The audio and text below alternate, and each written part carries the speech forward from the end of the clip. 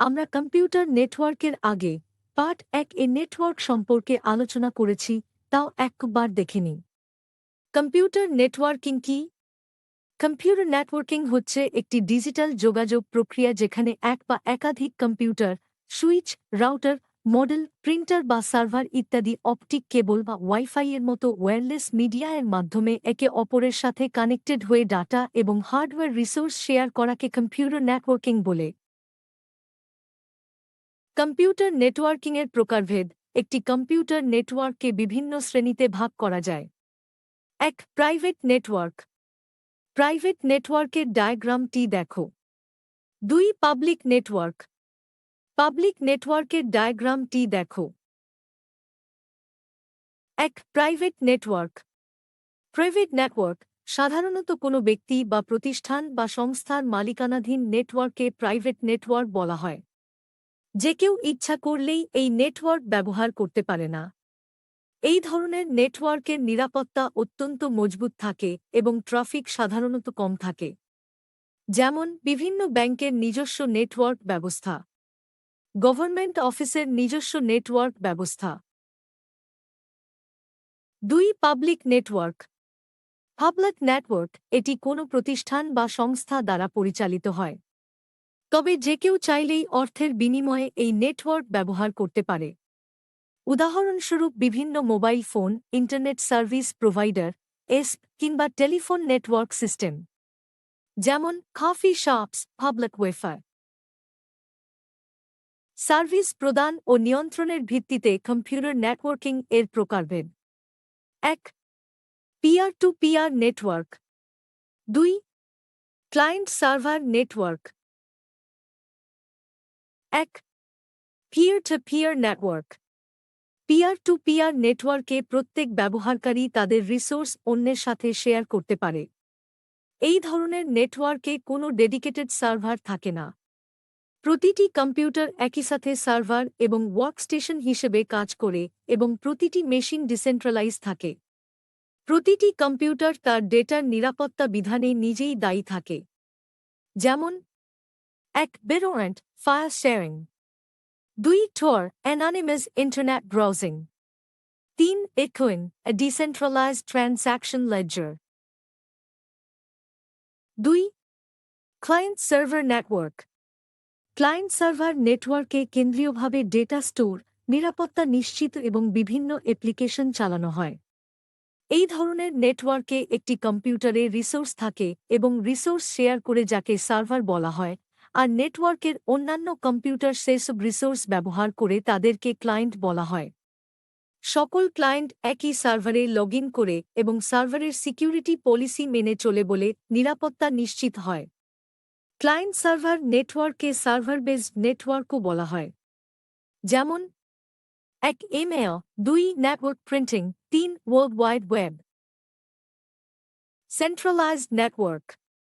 Centralised নেটওয়ার্কে একটি কেন্দ্রীয় সার্ভার এবং কিছু টার্মিনাল বা ক্লায়েন্ট নিয়ে গঠিত হয়। কেন্দ্রীয় সার্ভার সকল প্রসেসিং এবং নেটওয়ার্ক নিয়ন্ত্রণের কাজ করে থাকে, আর টার্মিনাল বা ক্লায়েন্টের মাধ্যমে ব্যবহারকারী সার্ভারে যুক্ত হয়ে সার্ভিস গ্রহণ করে। Distributed network.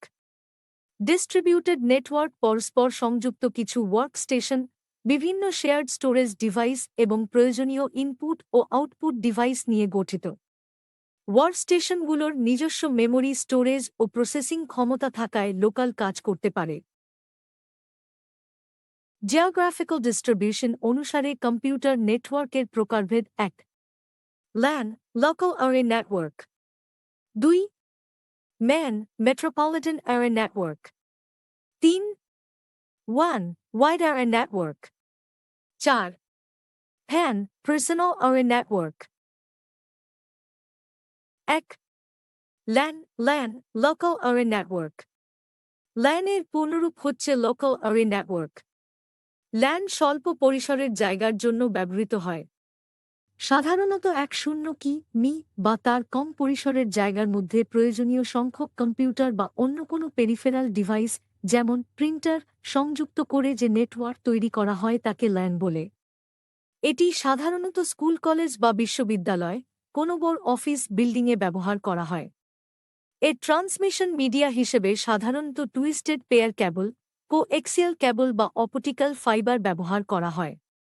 Example: ১. Networking in home, office. ২. Networking in school, laboratory, university campus.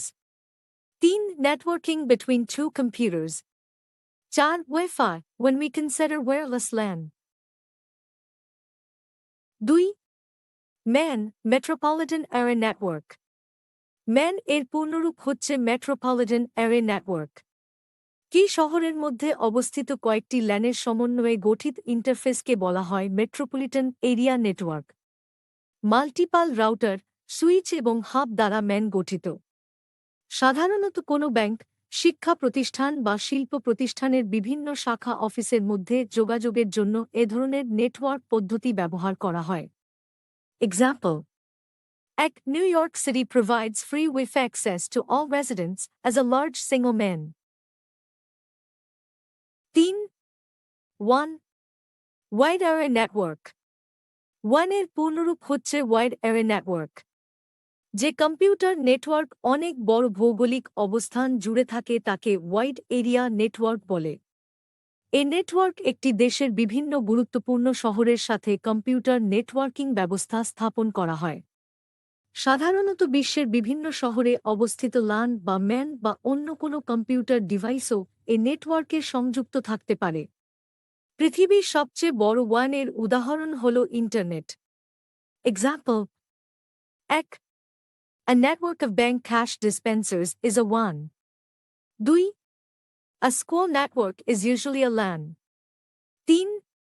LANs are often connected to WANs. For example, a school network could be connected to the internet.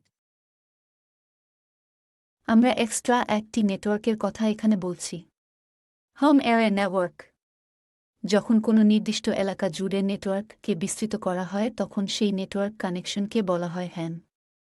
এই বিস্তৃত এলাকা আমাদের নিজস্ব ঘর হতে পারে অথবা আমাদের কোনো অফিস হতে পারে।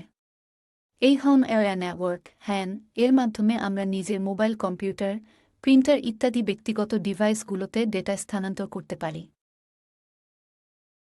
নেটওয়ার্ক ডিভাইস: যে কোনো ধরনের নেটওয়ার্ক তৈরি এবং সেটিকে সঠিকভাবে চালানোর জন্য বেশ কিছু নেটওয়ার্ক ডিভাইস এর প্রয়োজন হয়। নেটওয়ার্কের মধ্যে প্রতিটি ডিভাইসের আলাদা আলাদা কাজ থাকে। নেটওয়ার্কিং এর জন্য ব্যবহৃত বিভিন্ন ডিভাইসগুলি হল: repeater, hub, gateway, switch, router, রুটিং switch, bridge, modem.